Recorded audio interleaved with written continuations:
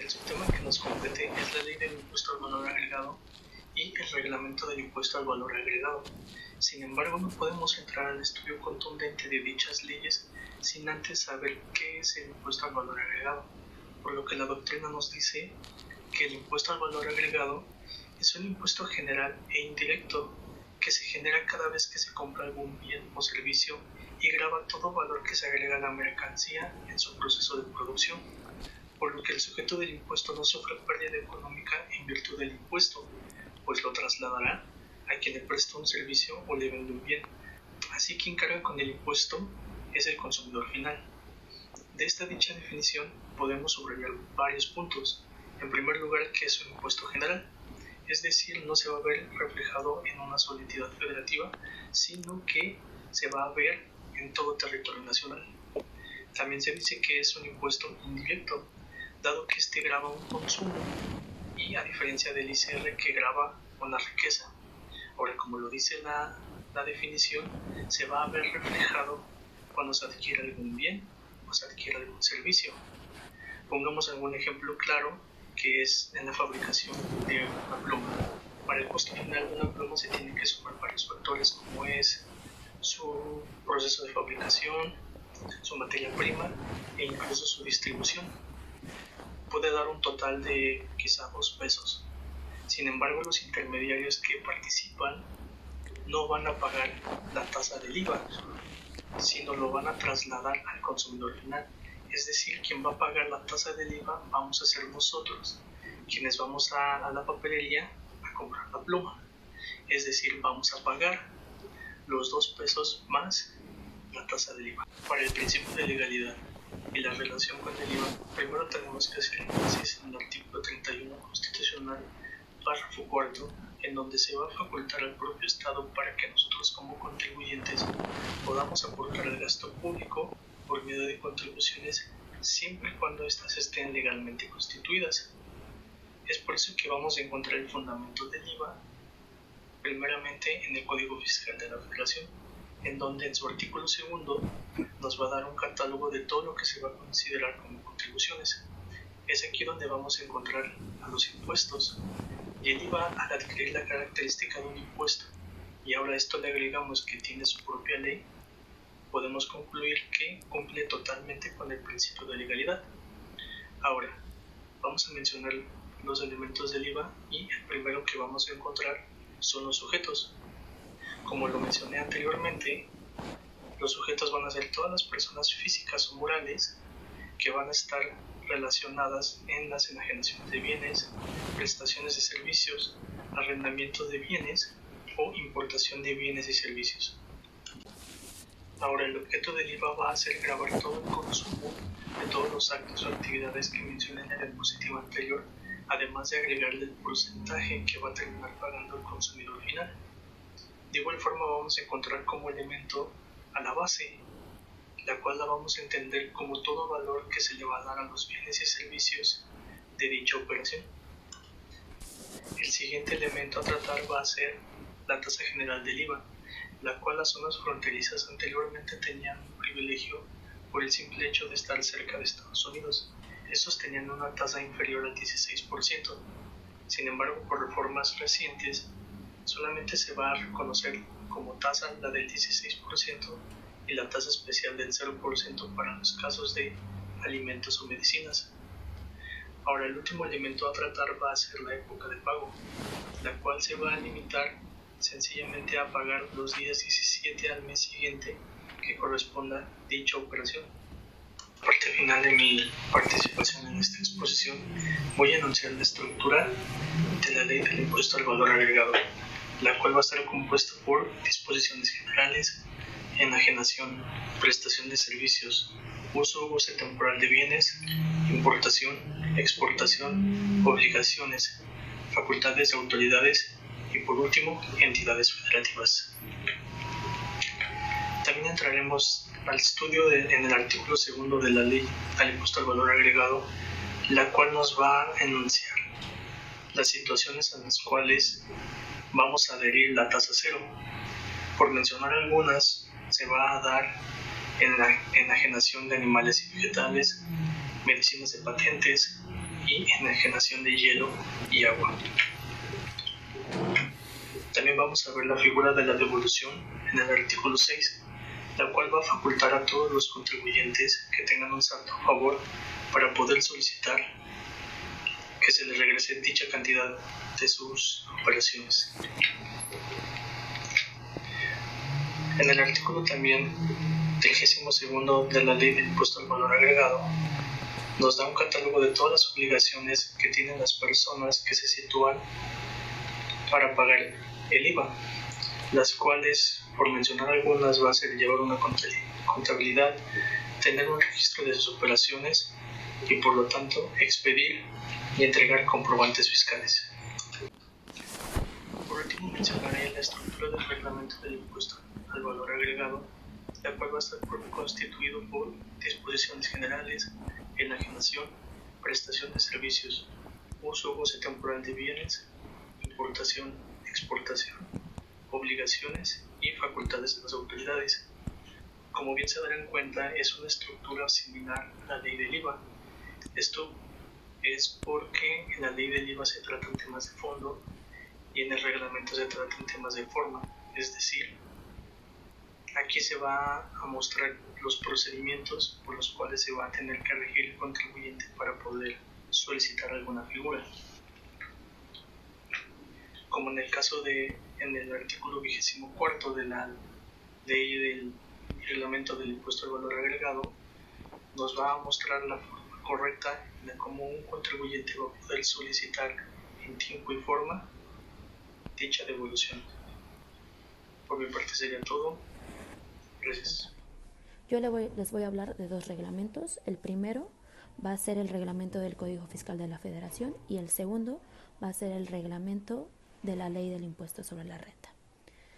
Para empezar, la legislación va a ser aquel medio por el cual el Estado de manera coercitiva va a involucrar a sus contribuyentes para que estos cumplen con sus obligaciones fiscales. De esta manera, lo que ellos aportan al Estado se va a las arcas públicas, para empezar. Ahora bien, no olvidemos que toda persona tiene la obligación de cumplir con estas obligaciones fiscales. Así lo establece el artículo 31, fracción cuarta de nuestra Carta Magna.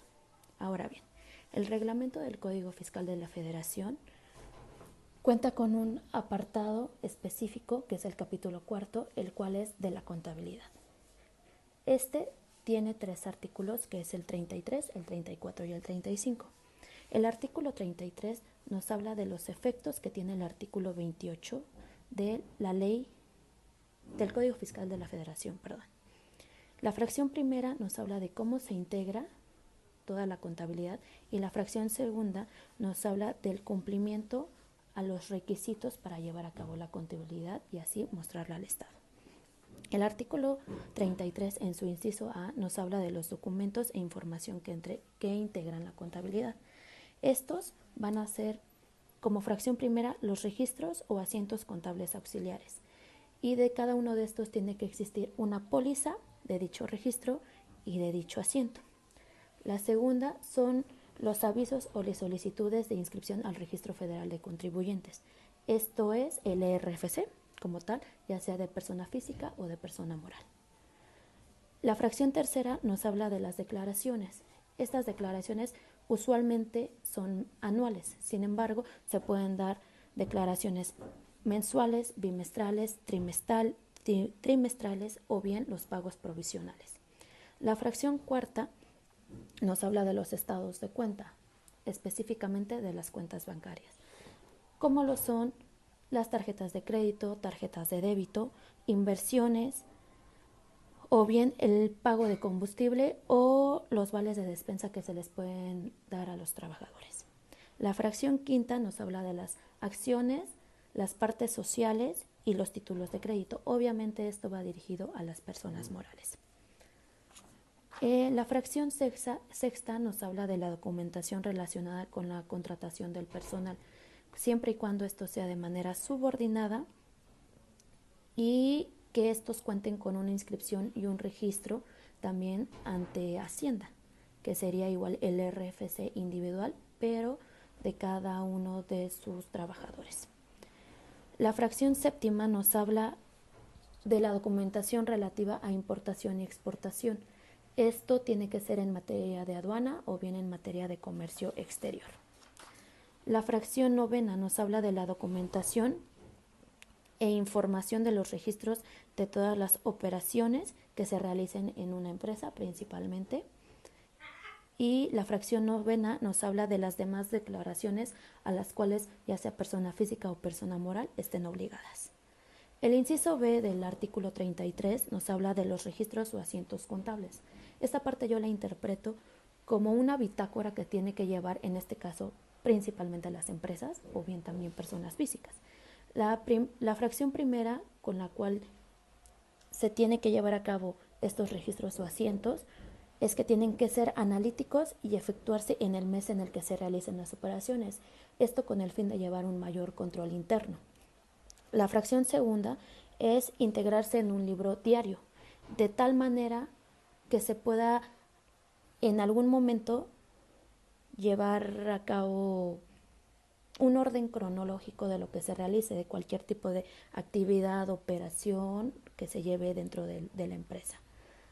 La fracción tercera nos habla de permitir la identificación de cada operación. ¿Esto qué quiere decir? Que se emitan los comprobantes fiscales que estén autorizados por Hacienda, de tal manera que pueda identificarse el pago y el concepto por el cual se realizó.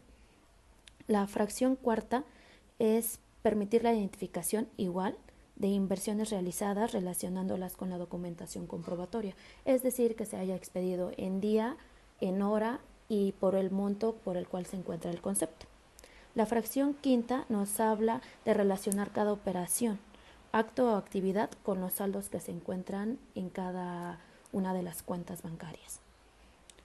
La fracción sexta es formular los estados de posición financiera, así como, de tal manera que esto permita realizar en su momento, como ya lo habíamos visto en clase, las balanzas de comprobación.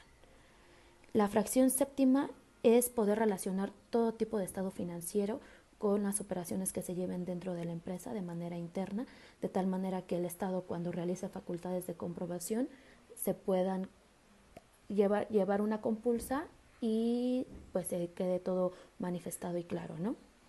La fracción octava nos dice identificar aquellas devoluciones que se puedan cancelar o devolver. Esto puede ser un ejemplo como cuando se hace el pago indebido de alguna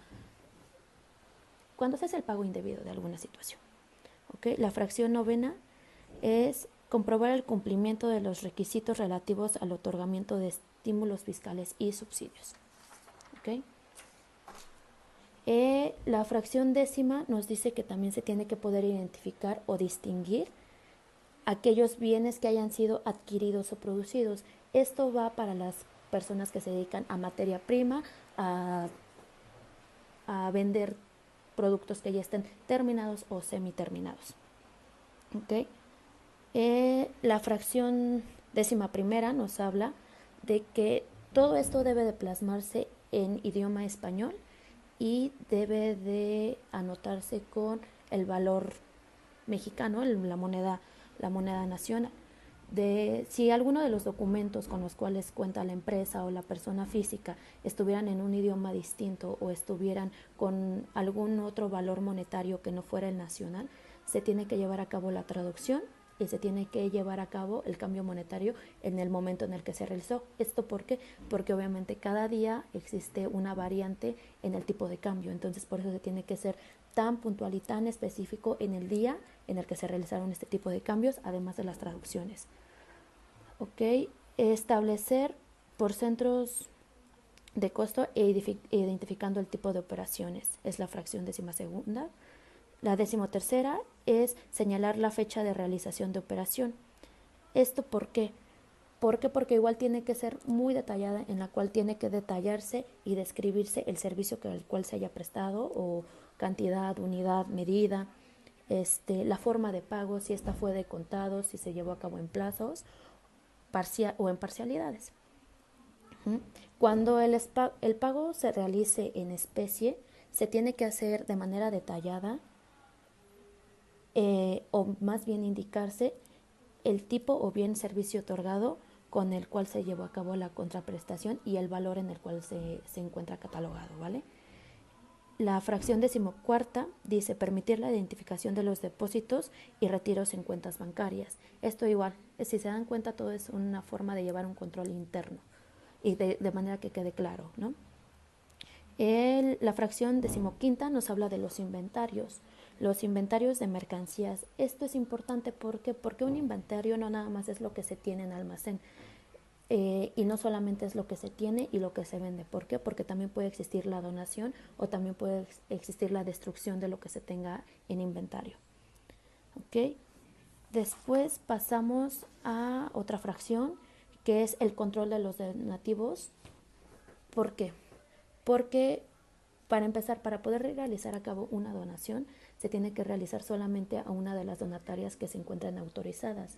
Estas donatarias autorizadas las avala el SAT, bueno, Secretaría de Hacienda en este caso. Y bueno, es igual para llevar un control de qué es lo que se dona, porque más adelante se los comentaré, en cuestiones de ISR, todo lo que se hace como donativo se puede deducir en su momento de ISR. La fracción la fracción 18 dice contener el impuesto al valor agregado que le haya sido trasladado al contribuyente. Esto puede ser correspondiente a los gastos o inversiones que él haya tenido en la adquisición de algún bien, en la prestación de... Buenas tardes, compañeros. Continuando con las legislaciones que regulan a la contabilidad, yo les hablaré de las mercantiles, empezando con el Código de Comercio. El Código de Comercio, en su título segundo, de las obligaciones comunes a todos los que profesan el comercio, el capítulo 3, habla de la contabilidad mercantil, la cual contiene las obligaciones y prohibiciones hacia los comerciantes o las personas morales que llevan a cabo la actividad comercial.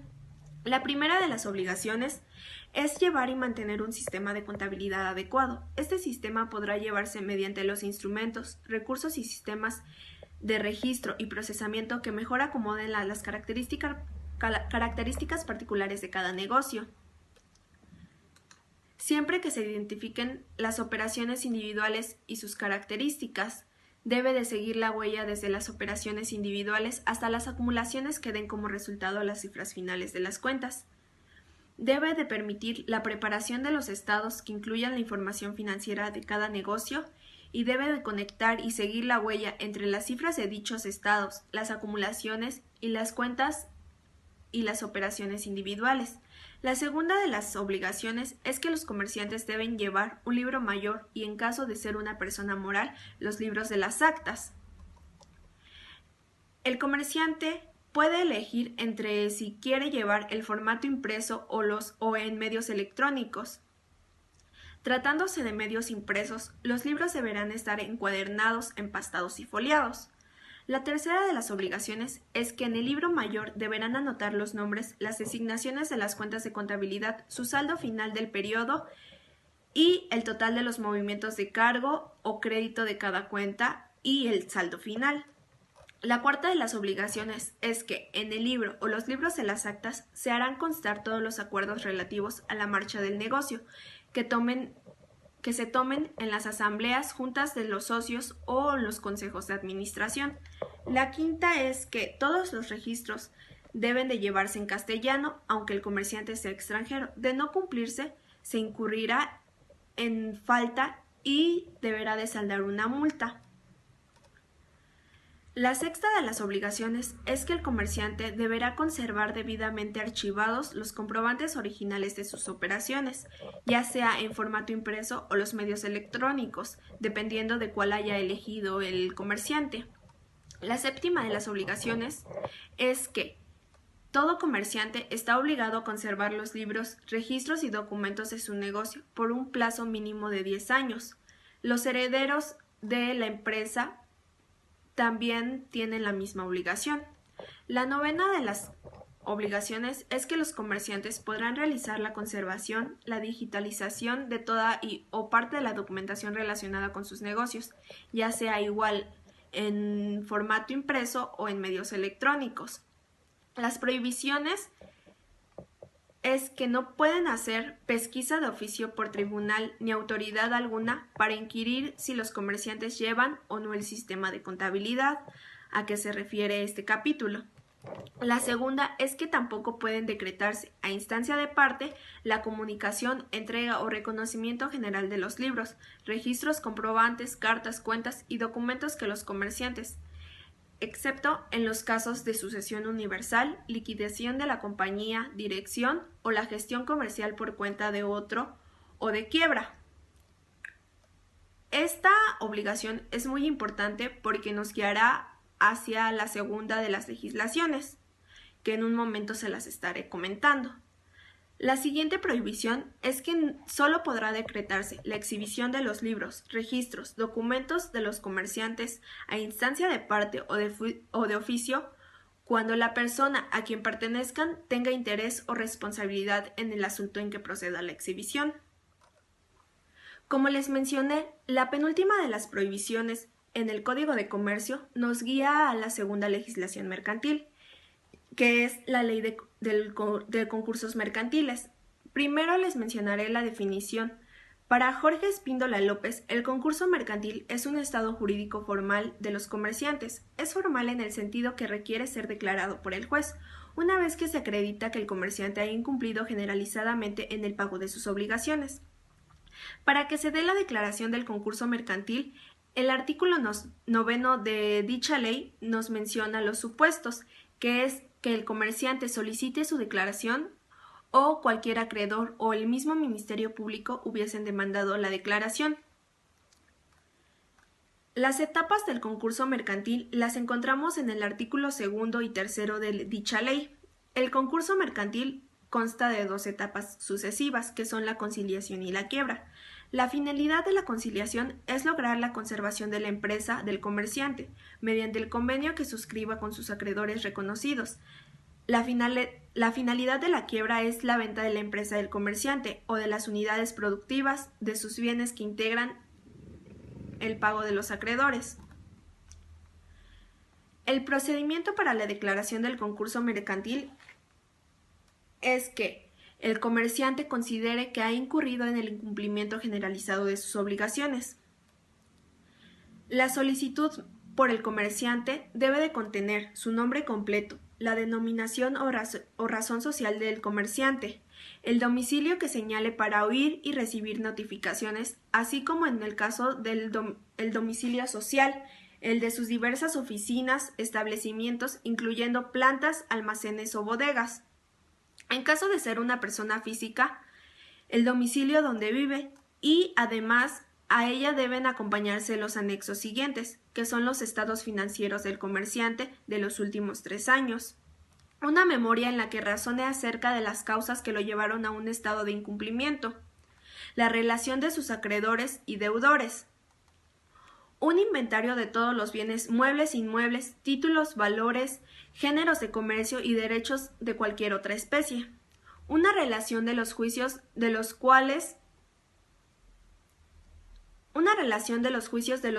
el comerciante sea parte, el ofrecimiento de otorgar en caso de admisión a solicitud una garantía, tratándose de personas morales, los acuerdos de los actos corporativos que sean necesarios para solicitar un concurso mercantil, la propuesta de convenio preliminar para el pago de los acreedores, la propuesta preliminar de la conservación de la empresa. A manera de conclusión, podemos señalar que la contabilidad está regulada por leyes, entre las cuales se pueden mencionar las que se aplican a personas físicas y morales que realizan actividades comerciales y están obligados a llevar un registro contable.